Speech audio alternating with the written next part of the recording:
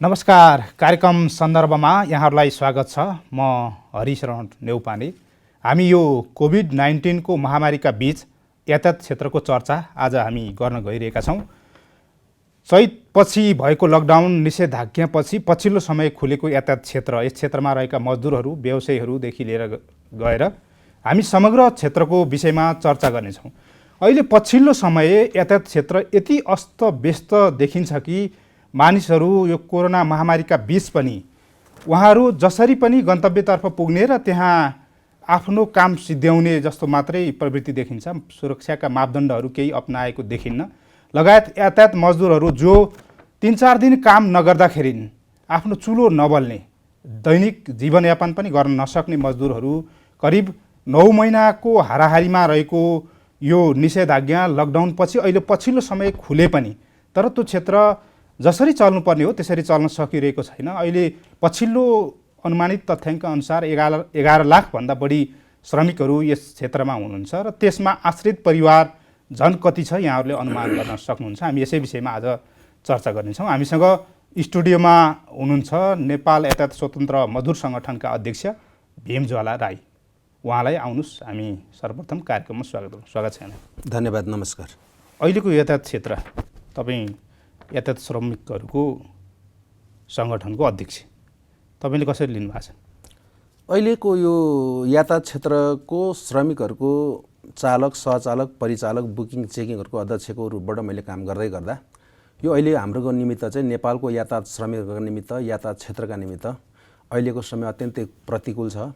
अहिलेको समय अत्यन्तै सङ्कटपूर्ण छ र त्यो सङ्कटपूर्ण अवस्थामा मैले यातायात श्रमिकहरूको नेतृत्व गर्दै गर्दा आफूलाई पनि एउटा मैले चाहिँ यसलाई अवसरको रूपमा पनि लिएको छु। नेतृत्वलाई मैले जनताको बिचमा देखाउने, मजदुरको बिचमा देखाउने र यातायात क्षेत्रका श्रमिकहरूलाई परेको अप्ठ्यारो, गाह्रो र समस्याको सन्दर्भमा आफूले एउटा साक्षी बनेर उनीहरूको चाहिँ घाउमा मलमपट्टि गर्ने एउटा चाहिँ उहाँहरूको सहयोगको रूपमा मैले लिएको छु। आफूलाई तपाईँले यो भेट्नु भएको दर्दनाक दुःखको विषय जो मजदुरले तपाईँलाई गुनासो गर्नु भनिदिनुहोस् त एक दुईवटा। सबैभन्दा पहिलो कुरा समग्र यातायात क्षेत्रको भन्दा पनि विशेष गरिकन पछिल्लो घटनालाई हामीले स्मरण गर्ने हो भने यो अहिले हामीले कल्पना गरेको भन्दा नितान्त फरक घटना हामीले सामना गऱ्यौँ, महामारीको सामना गऱ्यौँ र 2076 सालको चैत्रको 11 गतेदेखि नेपाल सरकारले यो कोरोना नियन्त्रण गर्ने भनेर जुन लकडाउनको घोषणा गर्यो र त्यो लकडाउनको घोषणा गर्दै गर्दा हामीले के कल्पना गरेका थियौँ भने यो लकडाउनको समय त्यति लामो समय जाला जस्तो हामीलाई अनुमान थिएन। जब यसले 10 दिनपछि फेरि यसको समय बढ्दै गयो, फेरि समय थपिँदै गए, लकडाउनको विकल्प फेरि पनि लकडाउन, लकडाउनको विकल्प फेरि पनि लकडाउन, त्यसपछि फेरि त्यसको एउटा हामीले चाहिँ टुङ्गोमा पुर्याउँदै थियौँ। त्यसपछि फेरि सरकारले निषेधाज्ञा जारी गर्यो र त्यो बिचमा चाहिँ सबैभन्दा बढी मैले मर्माहित ढङ्गले साथीहरूले मलाई अभिव्यक्त गरेको कुरा के हो भने हाम्रो घरमा चामल सकिए, हाम्रो चुलो बल्न छाड्यो, हाम्रो बालबच्चाहरू बिरामी हुँदाखेरि हामीले सिटामोल खुवाउन पाउन सक्ने स्थिति बनेन र हामी सहरमा छौँ, हामी गाउँमा जान सक्थ्यौँ भने त्यसलाई हामीले व्यवस्थापन गर्न सक्थ्यौँ, तर हामी गाउँमा जान सक्ने स्थिति पनि छैन र हाम्रो जीवन अत्यन्तै कष्टपूर्ण अवस्थामा हामीले चाहिँ गुजारिरहेका छौँ र हाम्रो निमित्त कमसेकम बाँच्ने कमसेकम वातावरण चाहिँ सङ्गठनले बनाइदियो हुन्थ्यो भन्ने कुरा नै मैले यो जीवनमा सबैभन्दा बढी यातायात श्रमिकले अभिव्यक्त गरेको कुरामा मैले यो कुरा पाएँ र यसका जीवनको गति नै अब रोकिने अवस्थामा पुग्यो भनेर त्यो बेलामा स्वाभाविक रूपमा जीवनको एउटा गति नै रोक्ने स्थितिमा पुग्यो। किनभने हुनेहरूका निमित्त, हुने खानेका निमित्त त्यो कुनै ठुलो कुरा थिएन, तर दैनिक ज्याला गरेर काम गरेर जीवन चलाउने यातायात श्रमिकहरू र यातायात श्रमिक भनेको यस्तो क्षेत्र हो, यातायात क्षेत्र यस्तो क्षेत्र हो जहाँ चाहिँ यातायात श्रमिकका निमित्त चाहिँ मासिक तलबको पनि व्यवस्था हुन्न, अन्य कुनै सेवा सुविधा पनि हुन्न।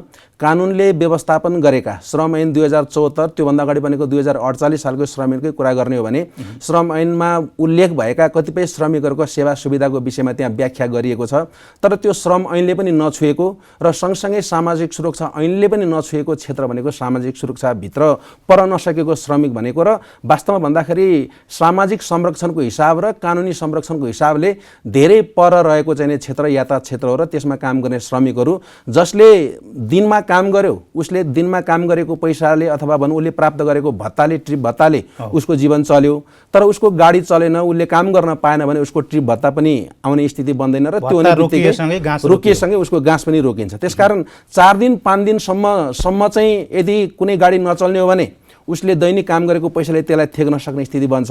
तर हप्ता दिनबाट अगाडि बढ्न थालिसकेपछि जब काम गर्न नपाउने स्थिति बनिसकेपछि समग्र यातायात क्षेत्रमा चाहिँ यसको सङ्कट प्रभाव यसको चाहिँ असरहरू पर्न थाल्छ। यो बीचमा कसरी बाँचे? यो बीचमा स्वाभाविक रूपमा बडो कठिन छ।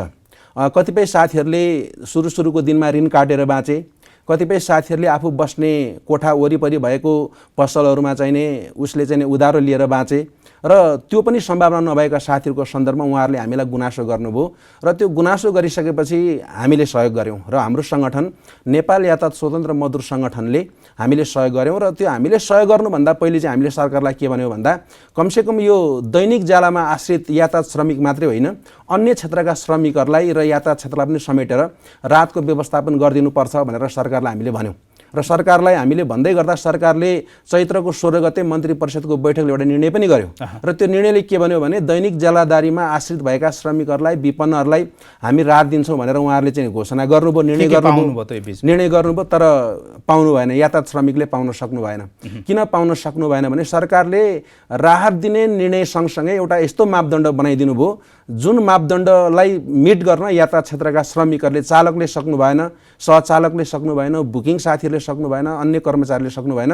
त्यो कारण चाहिँ के थियो भन्दा यो चाहिँ राहत पाउनका निमित्त चाहिँ सम्बन्धित आफू बस्ने वडामा स्थानीय चाहिँ सरकारमा हामीले निवेदन दिनुपर्ने, निवेदन दिँदाखेरि घर धनीसँग घर भाडा बस्दाखेरि गरेको सम्झौताको कागज पनि पेश गर्नुपर्ने अनि घर धनीले सिफारिस पनि गरिदिनु पर्ने र घर धनीले पानी बत्तीको बिल तिरेको पैसा तिरेको बिल पनि पेश गर्नुपर्ने र उसरी सिफारिस गरिदिनु पर्ने एउटा चाहिँ अव्यवहारिक खालको जुन नीति बनायो जसको कारणले यातायात श्रमिकहरू पर्न सक्नु भएन, चालक साथी पर्न सक्नु भएन, सहचालक साथी पर्न सक्नु भएन।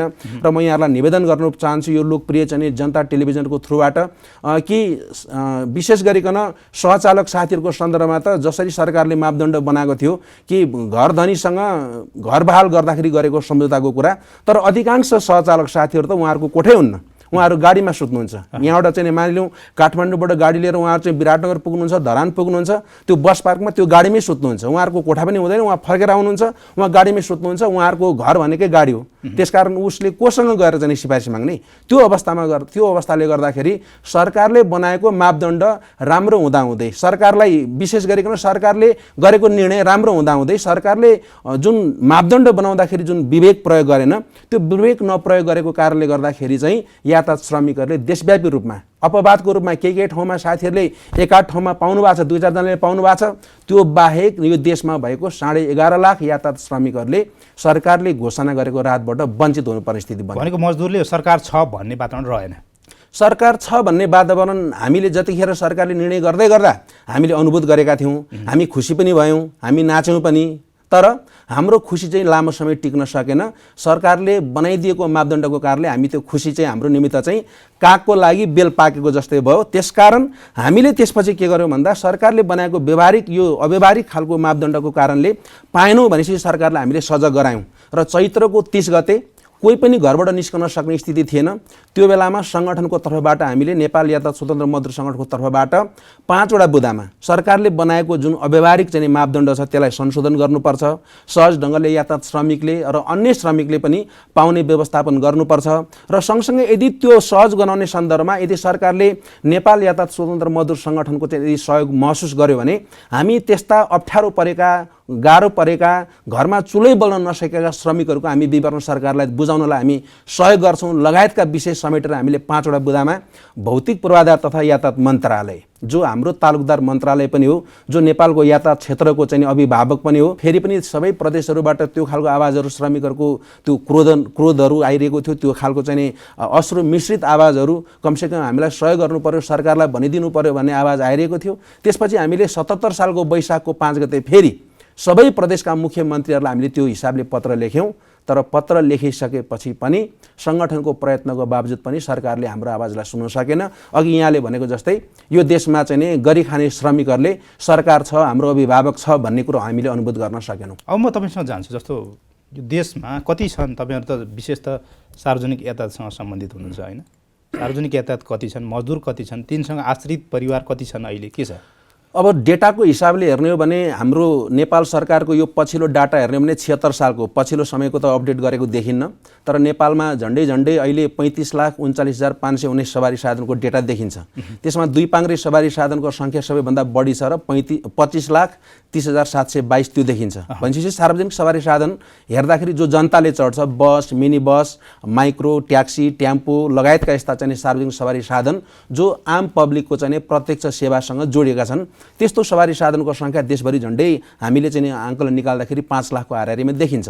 र त्यसमा आश्रित अहिले झन्डै हामी 11 देखि 11.5 लाख यातायात श्रमिकहरू नै छौँ र हाम्रो परिवारको कुरा छुट्टै भइहाल्यो। र यसमा चाहिँ विशेष गरिकन लगानी गर्ने व्यवसायहरूको कुराकानी गर्दा झन्डै 3,60,000 को हाराहारीमा छ र 3,60,000 यातायात व्यवसायहरू र 11 लाख यातायात श्रमिकको कुराकानी गर्ने हो भने यसमा आश्रित परिवारको कुरा गर्ने हो भने झन्डै 45 लाख यातायात श्रमिकहरू र यसमा आश्रित यातायात श्रमिकका परिवारहरू र यातायात व्यवसायहरू जसले लगानी गरेका छन् उनीहरू गर्दाखेरि सबै गर्दाखेरि यो देशमा झन्डै 45 लाख चाहिँ प्रत्यक्ष रूपबाट यो यातायात क्षेत्रमा संलग्न छन्। अब म तपाईँलाई जान्न चाहन्छु तपाईँसँग, पछिल्लो समय यातायात क्षेत्र खुल्यो, हजुर खुसी हो तपाईँ? यो त हामीले सरकारसँग यही भनेकै थियौँ, अघि मैले यहाँहरूलाई भन्दै थिएँ, यो खुल्न खुसी होइन, यो हाम्रो निमित्त ठुलो विजय प्राप्त गरेको जस्तै भयो सवारी चलाउनका निमित्त चाहिँ।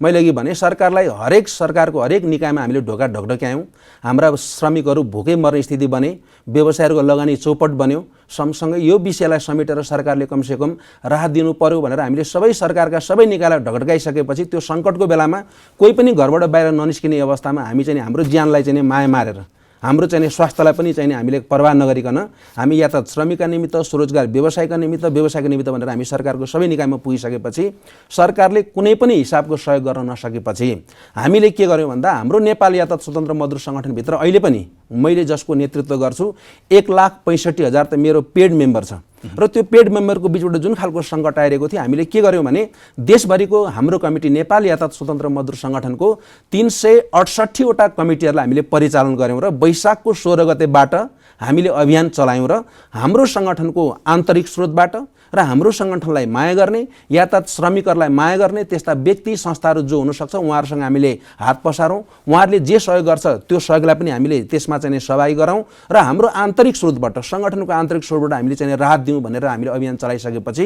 देशभरिमा 7 वटा प्रदेशमा हामीले जम्मा 2 चरण 3 चरणसम्म र अन्तिम हामीले झन्डै यो असारमै पनि हामीले त्यो काम गऱ्यौँ। त्यो 4 चरणसम्म गर्दाखेरि हामीले जम्मा 25,000 यातायात श्रमिकहरूलाई हामीले राहत प्रदान गर्ने काम गऱ्यौँ र राहत प्रदान गरिसकेपछि त्यो श्रमिकहरूको डिमान्डलाई हामीले पुरा गर्न सकिरहेका थिएनौँ, किनभने हाम्रो त श्रमिकहरूको सङ्गठन हो, श्रमिकहरू सबै सङ्कटमा थिए। त्यस्तो अवस्थामा सबै श्रमिकको घरमा हामीले चुलो बाल्न सक्ने कन्डिसन थिएन, तर जति हामीले कलेक्सन गरेर बाँड्यौँ त्यो चाहिँ अत्यन्तै अप्ठ्यारोमा पर्ने श्रमिकहरूको घरमा हामीले कतिपयको घरमा हामी आफैले चामलको बोरा बोकेर घरमा पुर्याइदिएका छौँ, कतिपय साथीहरूको घरमा ग्यास नहुँदा हामीले ग्यासको सिलिन्डर बोकेर पुर्याइदिउँ, तरकारीहरू बोकेर, दाल बोकेर, चिनी बोकेर त्यो हिसाबको चाहिँ हामीले गरेर पुर्याइदिउँ। कतिपय ठाउँमा अत्यन्तै कोठामा पुग्दाखेरि चाहिँ हाम्रो आँसु आउने स्थिति थियो, सबै चाहिँ घरमा चाहिँ कुनै केही पनि नभएको अवस्थामा, बालबच्चा भोको भइरहेको अवस्थामा, त्यस्तो अवस्थामा हामीले श्रमिकको घरमा त्यसरी चामल वितरण गऱ्यौँ र हामीले चामल वितरणको काम निरन्तर, राहत वितरणको काम निरन्तर गऱ्यौँ र यो खाद्यान्न सामग्री वितरणको काम निरन्तर गर्दै गर्दा हामी करिब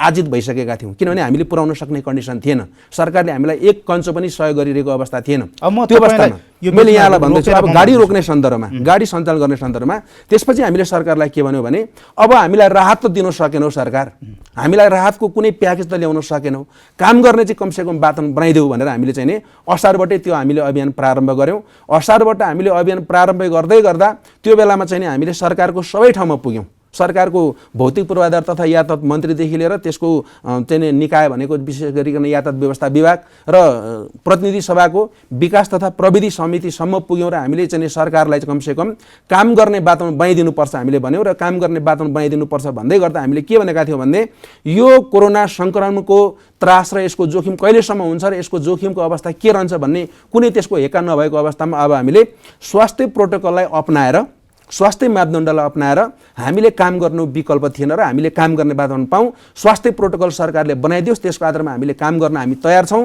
हामी सरकारको हामी चाहिँ सहयोग हामी चाहनु, हामी आफै पैसा बोगाएर गरी खाने श्रमजीवी वर्ग हौँ, त्यसकारण हामीलाई काम गर्ने वातावरण बनाइदिउँ भनेर हामीले चाहिँ असारबाट यो अभियान प्रारम्भ गऱ्यौँ। तर असारबाट अभियान प्रारम्भ गर्दै गर्दा सरकार कसैको कुरा सुन्ने पक्षमा थिएन। सरकारलाई पनि आफ्नै तनाव थियो होला, सरकारलाई आफ्नै सङ्कट थियो होला। त्यसकारण हामीले अन्ततगत सरकारले हाम्रो कुरा नसुनिसकेपछि फेरि त्यसपछि तीनटै सङ्गठनहरू, मेरो सङ्गठन नेपाल यातायात स्वतन्त्र मजदुर सङ्गठन सहित अखिल नेपाल यातायात मजदुर सङ्घ, नेपाल यातायात मजदुर सङ्घ लगायतका हामी तीनटै सङ्गठनहरू मिलेर सरकारलाई दबाब सिर्जना गऱ्यौँ। त्यसमा पछिल्लो समय नेपाल यातायात व्यवसाय राष्ट्रिय महासङ्घले दबाब सिर्जना गर्नुभयो, जस्तो स्वास्थ्य मापदण्ड पुरा गरेर अगाडि बढ्ने भन्नुभयो। खोइ त स्वास्थ्य मापदण्ड पुरा भयो? म त्यही कुरा यहाँ उहाँहरूलाई आउँदैछु। जब हामीले त्यो कुरा गरेर हामीले सरकारलाई गाडी चलाइदिनुपर्छ भनिसकेपछि अन्तिममा सरकारले गाडी चलाउने कुरामा उनीहरू राजी भए र त्यसमा हामी आफै बसेर चाहिँ हाम्रो तर्फबाट सरकारलाई तीनटै सङ्गठनले हामीले के भनेका छौँ भने मापदण्डको सन्दर्भमा, काम गर्ने वातावरणको सन्दर्भमा हामीले के भन्यो भने पहिलो कुरा चाहिँ यातायात श्रमिक जो अत्यन्तै जोखिममा रहेर काम गर्छ, फ्रन्टलाइनमा बसेर काम गर्छ, उनीहरूको निमित्त कोरोना बिमा सरकारले गरिदिनुपर्छ र यदि कोरोना लागेर कुनै मजदुरको मृत्यु भएमा उसको आश्रित परिवारलाई राज्यले दिने क्षतिपूर्ति जो चाहिँ प्रत्यक्ष रूपबाट काम गर्ने स्वास्थ्यकर्मी, सुरक्षाकर्मीहरू जस्तै उनीहरूलाई पनि चाहिँ राहतको व्यवस्थापन गर्नुपर्छ, क्षतिपूर्तिको व्यवस्था गर्नुपर्छ हामीले भन्यौँ। र त्यसपछि काम गर्ने सन्दर्भमा चाहिँ आवश्यक पर्ने सामग्रीहरू, मास्क हुनसक्छ, सेनिटाइजर हुनसक्छ, पन्जा हुनसक्छ र अन्य चाहिँ सरसफाइको कुराहरू के हुन सक्छन्, त्यो कुराको व्यवस्थापन गर्नुपर्छ भनेर हामीले सरकारसँग भन्यौँ र हामीले लिखित ढङ्गले तीनटै सङ्गठनले सरकारलाई हामीले के भन्यो भने यो कुरा हामी मान्न तयार छौँ र व्यवसायलाई पनि यो कुरा मनाउनुपर्छ भनेर व्यवसायले गर्ने कुरा पनि तपाईँलाई व्यवसायिक कुरा जोड्दैछु। तपाईँले अहिलेसम्म सरकार भन्नुभयो होइन, नाफा कमाउँदा चाहिँ व्यवसायहरू यही मजदुरले, श्रमिकले गर्दैन नाफा कमाउने। अप्ठ्यारो परेको बेला व्यवसायीले मजदुरलाई, श्रमिकलाई सहयोग गर्नु पर्दैन? स्वाभाविक रूपमा गर्नुपर्छ। सुरुमा हामीले यही कुरा राखेका थियौँ। भयो त्यस्तो भयो? यसमा के भयो भन्नुहुन्छ भने एक त नेपालको यातायात क्षेत्रको लगानी पनि हामीले कल्पना गरेको जस्तो, अन्य क्षेत्रको उद्योग क्षेत्रको जस्तो त्यो खालको यो उद्योग होइन र यो उद्योग चाहिँ कस्तो भन्दाखेरि अत्यन्तै निम्न आय भएका मध्यम वर्गीयहरूको लगानी छ र यहाँ कुनै धनाढ्य, कुनै पुँजीपतिहरूको लगानी छैन र यसमा विशेष गरिकन यहाँहरूलाई राम्रोसँग थाहा छ स्वरोजगार व्यवसायहरूको बाहुल्यता यो यातायात क्षेत्रमा छ। स्वरोजगार भन्नाले जो हिजो खलासी काम गर्नुभयो, जो हिजो कन्डक्टर काम गर्नुभयो, जो हिजो ड्राइभर काम गर्नुभयो, 15-20 वर्ष काम गर्नुभयो, त्यसपछि केही वर्ष विदेश बस्नुभयो, त्यसपछि नेपाल फर्किसकेपछि अब म यो देशमै के रोजगार सिर्जना गर्छु, आफै म मेहनत गर्छु र म गरी खान्छु, म स्वरोजगार हुन्छु भनेर भनिसकेपछि त्यस्ता व्यक्तित्वहरूले त्यो पैसा चाहिँ नि जम्मा गरेको पैसा र त्यसमा नपुगेको पैसा चाहिँ आफ्नो श्रीमतीको माखौ मुन्द्रोहरू होइन बेचेर चाहिँ नि ब्याङ्कलाई बुझाएर त्यसरी सवारी साधन किनेर सवारी सञ्चालन गरेको अवस्था छ।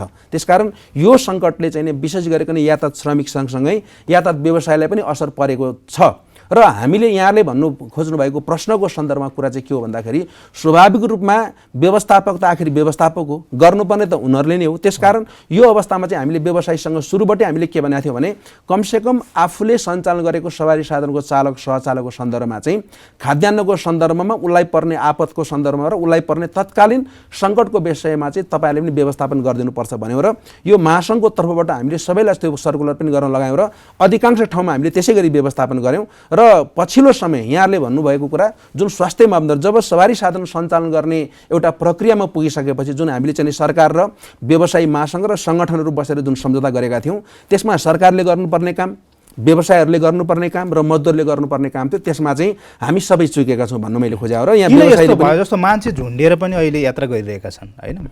बसमा हामी देख्न सक्छौँ विभिन्न ठाउँमा आपतकालीन अवस्थामा मान्छे आफ्नो गन्तव्यतर्फ गइरहेका छन्। न त्यहाँ एउटा सामान्य मास्क लगाइएको छ, न सेनिटाइजर प्रयोग गरिएको छ, केही छैन। कोरोना महामारी त उत्तिकै छ। यो चाहिँ किन भइरहेछ? यो पहिलो कुरा चाहिँ स्वाभाविक रूपमा यो अत्यन्तै खेलबाड भइरहेको छ नेपाली जनताप्रति, सर्वसाधारणप्रति। यो खेलबाडलाई हामीले रोक्नुपर्छ र यहाँले भन्नुभएको प्रश्नसँग म पनि कहाँ सहमत छु भने अहिले वास्तवमा भन्ने हो भने जुन हिसाबले स्वास्थ्य प्रोटोकलका कुराहरू, सुरक्षा सामग्रीका कुराहरू अहिले पालना भएको देखिन्न। तर यसको कार्यान्वयन गर्ने विषयमा हामी कहाँ चुक्यौँ भन्ने सन्दर्भमा जति बेला यातायात व्यवस्था विभागले लकडाउन पछि सार्वजनिक सवारी सञ्चालन गर्नका निमित्त एउटा निर्देशिका जारी गर्यो र त्यो निर्देशिकामा हामीले के पनि सुझाव दिएका थियौँ भने मापदण्ड बनाउने सन्दर्भमा जस्तो मजदुरलाई चाहिने बिमा, कोरोना बिमाको सन्दर्भमा त्यसको 50% सम्बन्धित व्यवसायले तिर्दिने, 50% सरकारले तिर्दिने भन्ने कुरा भएको छ 1 लाख रुपियाँको सन्दर्भमा। त्यो पनि व्यवसायहरूले कार्यान्वयन गर्न सक्नु भएन। एकाध ठाउँमा भएको छ, अधिकांश ठाउँमा कार्यान्वयन हुन सकेका छैन। यो अझै कार्यान्वयन गर्नुपर्ने स्थिति देखिन्छ। नम्बर 1, यो कार्यान्वयन गर्ने विषयमा व्यवसायी साथीहरूले त्यहाँ कतै कतै कमी कमजोरी गरेको देखिन्छ, जसको कारण अहिले धेरै मजदुरको कोरोना बिमा भइरहेको छैन। भोलि सङ्कट आइपर्यो भने त्यो सङ्कट फेरि तपाईँ हामी सबैलाई चाहिँ यसले चाहिँ के भन्दाखेरि समस्यामा पार्छ भन्ने कुरा व्यवसायी साथीले बोलिराख्नु भएको छ। अर्को चाहिँ कुरा के हो भन्दाखेरि यो जुन सार्वजनिक सवारी साधनमा काम गर्ने चालक, सहचालक र परिचालकको निमित्त मास्क, सेनिटाइजर र पन्जा अनिवार्य रूपबाट सम्बन्धित व्यवसायीहरूले व्यवस्थापन गर्ने, प्रहरीहरूले व्यवस्थापन गर्ने भनिएको थियो। यो कार्यान्वयन हुन सकिरहेको छैन। कार्यान्वयन हुन सकिरहेको छैन भन्नुको अर्थ नै नदिएको भन्ने हो। एका ठाउँमा के भयो तर यसलाई पूर्णतया ढङ्गले यसलाई कन्ट्रिब्युट गर्ने कुरामा अहिले पनि हामीले चाहिँ त्यहाँ चुकिरहेका छौँ। त्यसलाई व्यवस्थापन गर्नुपर्ने देखिन्छ। र अर्को कुरा चाहिँ के हो भन्दाखेरि यो यदि भए नभएको हेर्ने होइन, भए नभएको हेर्ने जाँच्ने भनेर चाहिँ त्यो निर्देशिकामा के भनेको छ भने अनुगमन गर्ने, त्यसमा चाहिँ यातायात व्यवस्था विभाग रहने, ट्राफिक प्रहरी रहने, गृह मन्त्रालयको सम्बन्धित मान्छेहरू रहने भन्ने चाहिँ उल्लेख छ। तर त्यो कार्यान्वयन हुन सकिरहेको छैन अहिले, अर्थात् अनुगमन हुन सकिरहेको छैन। र यहाँले भन्नुभयो अहिले पनि जनता के हो भन्दाखेरि दुःखमा छन्। एउटा चाहिँ के भन्दाखेरि यहाँ उपत्यकाकै कुरा गर्ने हो भने यो रिङ रोडबाट भित्र पनि त्यो कार्यान्वयन भएको देखिन्न। जब तपाईँ रिङ रोडभित्र कार्यान्वयन भएको छैन भने रिङ रोडभन्दा बाहिर 29वटा रुटहरू छन् गाउँतिर जाने, उपत्यका यो चाहिँ जुन रिङ रोड छ त्यहाँबाट जस्तो मानिलिउँ के हुन्छ भन्दाखेरि चापागाउँ रत्नपारबाट चापागाउँ जाने होइन, त्यसै गरी रत्नपारबाट चाहिँ नि दक्षिण काली जाने, रत्नपार्कबाट चाहिँ नि साँखु जाने, रत्नपार्कबाट त्यसपछि थानकोटतिर जाने होइन, त्यो 29वटा जुन रुटहरूमा छ त्यो रुटमा त अहिले हेर्नुहुन्छ भने त्यहाँ चाहिँ कुनै पनि मापदण्ड व्यवहारमा उत्रेको देखिन्न। त्यहाँ यात्रुको चाप पनि त्यतिकै छ। अहिले त फेरि तपाईँलाई राम्रोसँग थाहा छ, हामीलाई राम्रोसँग थाहा छ, सरकारले यो अनावश्यक ढङ्गको एउटा नाटकीय तरिकाले यो किन गरेको थाहा छैन, जोरबिजोर प्रणाली लगाइदिएको छ। र अहिले गाउँमा जाने गाडीहरू हेर्नुहुन्छ भने हिजो जोरबिजोर नहुँदा नर्मल अवस्थामा चाहिँ गाडीको समय चाहिँ यदि 10 मिनट हुन्थ्यो भने अहिले जोरबिजोर भएको कारणले गाडी त थोरै छ, आधी मात्रै कुदिरहेको छ। त्यो अवस्थामा चाहिँ गाडीको समय चाहिँ 10 मिनट होइन 20 मिनट राखिदिएको छ र त्यहाँ मान्छेले टेक्न नहुने गरी उभ्याएर लगिरहेको अवस्था छ। यातायात व्यवसायले लगिरहेको छ, हामी श्रमिकहरूले त्यो काम गरिरहेका छौँ। तर यसलाई अनुगमन गर्ने सरकार कतै पनि देखिन्न, व्यवस्थापन गर्ने चाहिँ निकाय कोही पनि देखिन्न। त्यसको कारणले गर्दाखेरि अहिले झन् यो चाहिँ सङ्कट चाहिँ बढेर गएको देखिन्छ। अब हामी कार्यक्रमको अन्त्यमा छौँ। तपाईँसँग म एकदम छोटोमा चाहन्छु कि जस्तो अब दीर्घकालीन रूपमा यो यातायात क्षेत्रलाई टिकाउनु पर्यो एक त, दोस्रो अब यो कोभिड महामारी जुन छ यसलाई पनि मध्यनजर गर्दै हामी अगाडि बढ्नु पर्यो। अब 1, 2, 3 पोइन्टमा कसले के गर्नुपर्छ? नम्बर 1, कोभिड नियन्त्रणको निमित्त यो जोखिम संयुक्त विशेष गरिकन विश्व स्वास्थ्य सङ्गठनले यो कोभिड चाहिँ निर्मूल भयो नभन्दासम्म यसको जोखिम रहिरहन्छ। त्यसकारण सार्वजनिक सवारी साधन भनेको जनताको प्रत्यक्ष संलग्न हुने र जनताको बढीभन्दा बढी त्यहाँ चाहिँ एट्याचमेन्ट रहने क्षेत्र हो। त्यसकारण यो क्षेत्रमा हामी जो काम गर्दैछौँ हामी संयम हुनु जरुरी छ र हामी यो विषयमा बढी सजग हुनु पनि जरुरी छ। त्यही भएर हामीले सरकारसँग के आग्रह गरेका थियौँ भन्दा कमसेकम हामी तीनटै सङ्गठनको तर्फबाट हामी भोलिन्टियर खट्छौँ, हामीलाई स्टिकर दिनुहोस् होइन, यात्रुले यो कुराहरू पुरा गर्नुपर्छ, व्यवसायीले यो कुरा पुरा गर्नुपर्छ र सँगसँगै मजदुरले यो कुराहरू चाहिँ पालना गर्नुपर्छ भन्ने कुरा हामी आफैले लेखेर चाहिँ यातायात व्यवस्था विभागलाई स्टिकर छापिदिनुहोस्, हामी चाहिँ हाम्रो स्वयंसेवक बस पार्कमा खटाउँछौँ, देशैभरि खटाउँछौँ भन्यौँ। तर त्यो स्टिकर छापिदिने ल्याकत हाम्रो सरकारसँग रहेन, त्यो छापिदिएन। त्यसपछि हामी तीनटै सङ्गठनले उपत्यकाको 4 ठाउँमा हामीले असोजको 2 गतेदेखि कार्तिकको 10 गतेसम्म, उपत्यका बाहिर पनि हामीले 1 हप्ता यो अभियान हामीले चलायौँ। तीनटै सङ्गठन मिलेर चलायौँ, अर्थात् मजदुरहरू भएर चलायौँ, सङ्गठन भएर चलायौँ, मजदुरको नेतृत्व भएर चलायौँ। तर हामी सबै राज्य त होइन, त्यसकारण हाम्रो श्रमिकहरूलाई हामी सजग गराउने सन्दर्भमा हामी तयार छौँ, हामी मैदानमा खट्न तयार छौँ। तर व्यवसायीहरूको तर्फबाट गर्ने काममा व्यवसायीहरू पनि अगाडि आउनुपर्छ र सरकार अहिले पनि के हो भन्दाखेरि अनुगमन गर्ने कुरा, नीति बनाउने कुरा, यो विषयमा सजग गराउने कुरा र सँगसँगै हामी स्टेक होल्डरहरूलाई अहिलेसम्म यातायात मन्त्रालयले अथवा स्वास्थ्य मन्त्रालयले एक पटक पनि बोलाएर कसरी चाहिँ यसलाई व्यवस्थित गर्ने भन्ने कुरा गर्न सकेका छैन। म फेरि पनि तपाईँहरूको यो लोकप्रिय टेलिभिजन मार्फत म के आग्रह गर्न चाहन्छु भने यो जनताको स्वास्थ्यसँग सम्बन्धित स्वास्थ्य संवेदनशीलतालाई हामीले खेलवाड गर्नु हुँदैन। सरकारसँग म निवेदन गर्न चाहन्छु, कमसेकम हामी त मैदानमै छौँ, हिजो पनि हामी खट्यौँ, भोलि पनि खट्न तयार छौँ। सरकारले आफ्नो जिम्मेवारीलाई बुझिदिनुपर्छ, व्यवसायले बुझिदिनुपर्छ भन्ने चाहन्छु। दोस्रो कुरा यहाँले भन्नुभएको नेपालको यातायात क्षेत्रलाई अब कसरी सुधार गर्न सकिन्छ भन्ने कुरा छ। म चाहिँ के भन्छु भने नेपालको समग्र यातायात क्षेत्रलाई अब हामीले रिभिजिट गर्नुपर्छ। यसको समग्र नीतिहरूकै हामीले रिभिजिट नगरिकन हुँदैन, पुनर्विश्लेषण नगरिकन हुँदैन, पुनर्लेखन नगरिकन हुँदैन। नेपालको यातायात क्षेत्र अहिले नेपालको सन्दर्भमा भन्ने हो भने यो चाहिँ अत्यन्तै हाफाजाड्डी चलिरहेको अवस्था छ। सरकारको उपस्थिति कतै देखिन्न। अहिले तपाईँ हामी जाउँ तल्लो सवारी दर्ताको प्रक्रिया निरन्तर बढिरहेको अवस्था छ, तर व्यवस्थापन गर्ने सन्दर्भमा हामी चाहिँ चुकिरहेका छौँ। अहिले हेर्नुहुन्छ भने सबैतिर व्यथिति छ, सबैतिर चाहिँ नि के भन्दाखेरि यसको चाहिँ नि एउटा चाहिँ नराम्रो असर परिरहेको छ। व्यवसाय त्यत्तिकै मारमा परेका छन्, मजदुर त्यत्तिकै असर परिरहेको छ, पब्लिकले त्यत्तिकै दुःख पाइरहेको छ। तर यसलाई अनुगमन गर्ने, यसलाई व्यवस्थापन गर्ने र जुन निकाय हो त्यो निकाय चाहिँ के देखिन्छ भन्दा मौन देखिन्छ, जसको कारणले सबै सरकारले नीति नयाँ बनाए भने यो सबै क्षेत्र तपाईहरु सबै सहकार्यमा अगाडि बढ्न तयार हुनुहुन्छ। स्वाभाविक रूपमा अहिले जुन सवारी तथा यातायात व्यवस्था ऐन छ त्यो भित्र भएका कतिपय राम्रा कुराहरूलाई व्यवहारमा उतार्न सकिएको छैन र कतिपय कुराहरू यसलाई संशोधन गर्नुपर्ने, नयाँ ऐन बनाउनु पर्ने अवस्था छ। त्यो विषयमा सरकारको चासो छैन। यसको मूल कारण चाहिँ के हो भन्दा हाम्रो तालुकदार मन्त्रालय भनेको चाहिँ भौतिक पूर्वाधार तथा यातायात मन्त्रालय हो, तर त्यो मन्त्रालय चाहिँ बढी भौतिक पूर्वाधारतर्फ केन्द्रित छ। यातायातको विषयमा जनताको यत्रो चासोको विषय, जनताको सेवासँग जोडेको विषय, 3 करोड नेपाली जनतालाई सेवा दिने विषयसँग चाहिँ यो मन्त्रालय चाहिँ बेखबर जस्तो छ, जसको कारण समस्या झन् बढ्दै गएको छ। त्यसकारण मेरो आशय के हो भने यातायात क्षेत्र भनेको यो राष्ट्रिय महत्त्वको विषय हो, राष्ट्रिय सरकारको विषय हो। राष्ट्रिय सरकारको विषय मैले किन भनेको भने एउटा सवारी साधनमा चढ्ने यात्रुले राम्रो सेवा सुविधा पाएन भने उसले सरकारलाई गाली गर्छ। त्यसलाई सुधार गर्नुपर्ने विषय चाहिँ यो तटकारो देखिन्छ। त्यसकारण हामी क्वालिटी सर्भिसको कुरा गर्छौँ, तर यो क्षेत्रको लगानी चाहिँ निजी छ। 10 खर्ब लगानी निजी छ, सरकारको 1 कन्चो लगानी छैन। सरकारले लगानी गरेको साझाहरू दिनानुदिन चाहिँ घाटा गयो भनेर चाहिँ उनीहरू डुब्दै गइरहेको अवस्था छ, जसको कारणले गर्दाखेरि नेपालको जनताहरूले राम्रो क्वालिटी सर्भिस पाउन सकिरहेको छैन। यहाँ काम गर्ने श्रमिकहरूको जीवन स्तर अत्यन्तै नाजुक स्थिति छ। यत्रो वर्षदेखि नेपालमा झन्डै विक्रम सम्वत 1973 साल चन्द्र शमशेरको पालादेखि सवारी साधन गुडेको हामी इतिहास पढ्न पाउँछौँ। झन्डै 104 वर्ष 5 वर्ष हुन लाग्यो, तर नेपालमा यो यातायात क्षेत्रमा काम गर्ने श्रमिकहरूको न सामाजिक सुरक्षा छ, न उनीहरूको चाहिँ नि सामाजिक रूपबाट त्यो खालको न्याय छ, न उनीहरूलाई चाहिँ कानुनले संरक्षण गरेको छ, र न उनीहरूको चाहिँ रोजीरोटीको ग्यारेन्टी छ। यो देशमा चाहिँ यातायात श्रमिकलाई चाहिँ दोस्रो दर्जाको नागरिकले हेर्ने हाम्रै समाज छ। त्यसकारणले गर्दा यसलाई पुनः रिभिजिट गर्न जरुरी छ र यो समग्र नेपालको यातायात क्षेत्रलाई नै हामीले परिमार्जन गर्ने, यसलाई फेरि हामीले चाहिँ नयाँ ढङ्गले चाहिँ पुनर्लेखन गर्नुपर्ने जरुरी छ। हस्, हामीलाई समय दिनुभयो, यहाँलाई धन्यवाद। धन्यवाद। हस् दर्शकवृन्द, आजको कार्यक्रममा हामीले समग्र नेपालको यातायात क्षेत्रको बारेमा चर्चा गऱ्यौँ र यो पछिल्लो समय जुन यातायात क्षेत्र अव्यवस्थित बनिरहेको छ र खास कोरोना महामारीका बीचमा भइरहेको यो सुरक्षा मापदण्ड पालना नहुँदा यसले झन् बढी जोखिम बढाइरहेको तर्फ सरकारले नै विशेष ध्यान दिनुपर्छ भन्ने हाम्रो आजको निष्कर्ष रह्यो।